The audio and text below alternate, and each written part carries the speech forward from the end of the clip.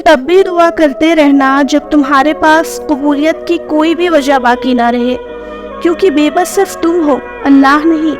वो तो पल भर में नसीबों को बदल सकता है। दिल मुश्किल में डूबा हो, सोच फिक्रों में उलझी हो, तो अल्लाह से दुआ करना और इतना तवक्कुल ज़रूर करना कि वो रब तुम्हारी तमाम दुआओं को ध्यान से सुनता है और उसका जवाब भी देता है। वो ज़ाया नहीं जाने देगा उन दुआओं को जो खुलूसे दिल से मांगी जाए।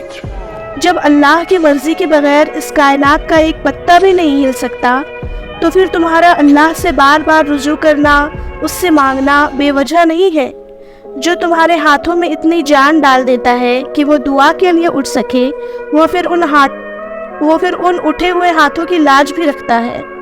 सबकी कहानियाँ अल्लाह के हाथ में है, फिर परेशानी कैसी। वो जो परिंदे को हवा में तन्हा थामता है, वही आपके मुस्तकबिल को भी थाम लेगा।